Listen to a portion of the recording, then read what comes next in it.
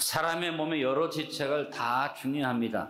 어느 하나도 우리의 지체가 필요 없는 것은 없습니다. 사람의 몸속에 오장육부의 기능이 원활해야만 건강하고 밖에 드러난 사지백체가 장애가 없고 어느 한 부분도 어림없이 튼튼해야만 합니다.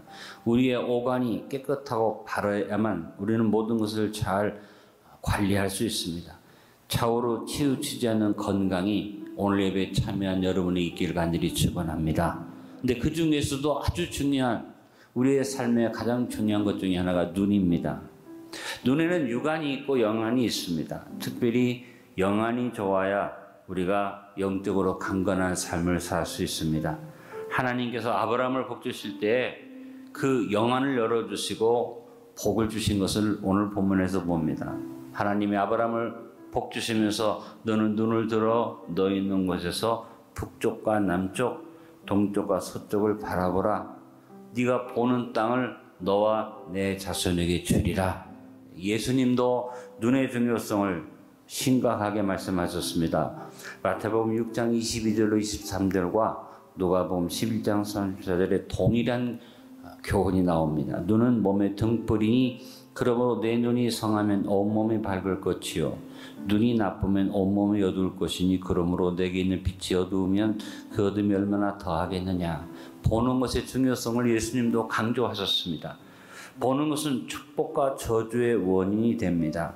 요한 사도는 요한일서 2장 16절에서 보는 것에 정욕이 들어가면 모든 것에서 죄가 우리를 덮는다고 우리의 모든 죄악의 원인을 어디에서 말합니까? 안목의 정욕. 2024년 후반부를 우리가 시작하면서 여러분이 좌우로 치우치지 않기 위해서 어떤 것보다도 눈이 바로 열려지고 바로 볼 수 있어야만 합니다. 무엇보다 먼저 자신을 바로 보아야 합니다. 우리가 모든 것을 바로 보기 위해서는 무엇보다 먼저 자신을 바로 볼 수 있어야만 합니다. 우리가 보는 것 중에 제일 중요한 것이 자기 자신에 대한 시각입니다. 자신을 어떻게 보느냐에 따라서 사람은 행동이 달라집니다. 우리가 삶을 바르게 바라보려면 우리는 우리 자신을 뭘로 바라야 됩니까? 하나님의 안목으로 나를 보자. 하나님이 나를 보시는 눈, 내가 판단하는 나의 존재가 뚜렷하고 정확할 수도 있고 그렇지 못할 수도 있습니다.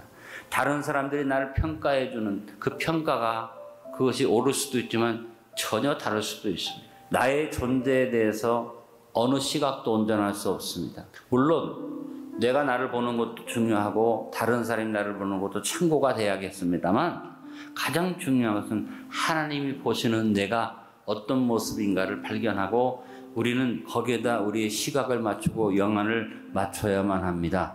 우리에게 있어서 제일 중요한 것은 하나님이 나를 어떻게 보시는가에 있습니다. 우리 신앙의 정체성을 말하는 베드로전서 2장 9절로 10절을 그러나 너희는 택하신 족속이요 왕같은 제사장들이요 거룩한 나라요 그의 소유가 된 백성이니 이는 너희를 어두운 데서 불러내어 그의 귀한 밑에 들어가게 하시니에 아름다운 덕을 선포하게 하려 하심이라.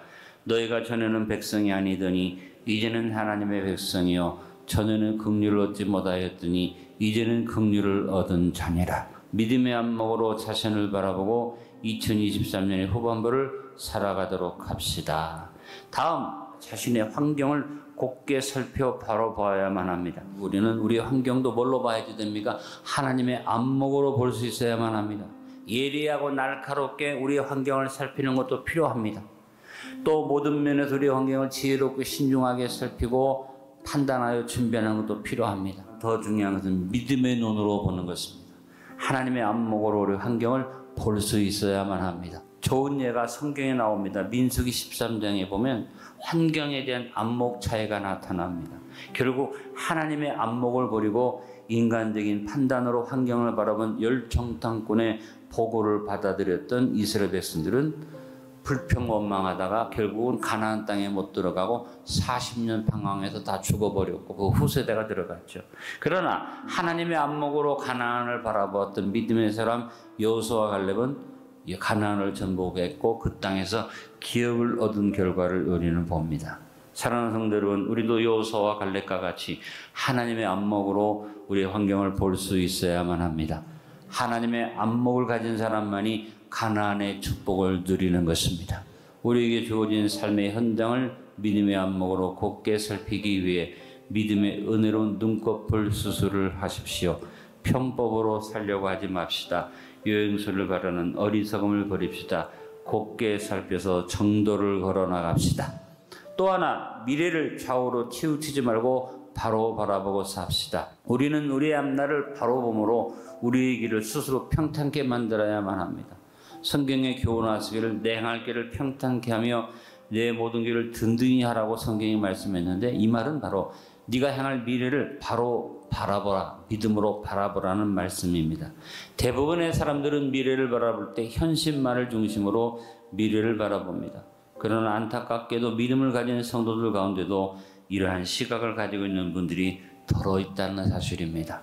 그러나 자신의 미래를 하나님의 안목으로 보았던 아브라함은 비록 물이 넉넉하지 못하고 척박한 땅이었지만 하나님을 섬기는 것에만 부족함이 없으면 축복이 올 것을 믿고 현실의 유혹을 따라서 소돔과 고모라와 같은 땅으로 가지 않고 광야에 거했어요.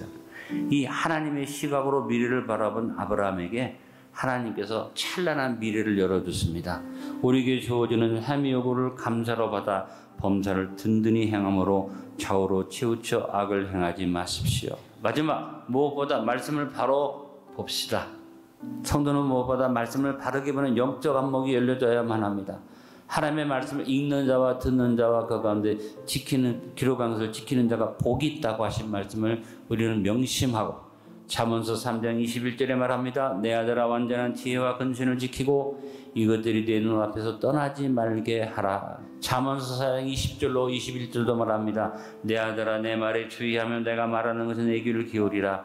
그것을 내 눈에서 떠나게 하지 말며 내 마음속에 지키라. 마지막 때의 증거와 현상들이 뚜렷하게 드러나고 있는 오늘의 현실에서 주님의 다시 오심을 바라보며 주시는 말씀을 바로 보는 눈이 더 크고 분명하게 열리기를 기도합시다. 결론을 맺습니다. 좌우로 치우치지 않는 삶을 위해서 자신을 바로 보기 위해 기도합시다.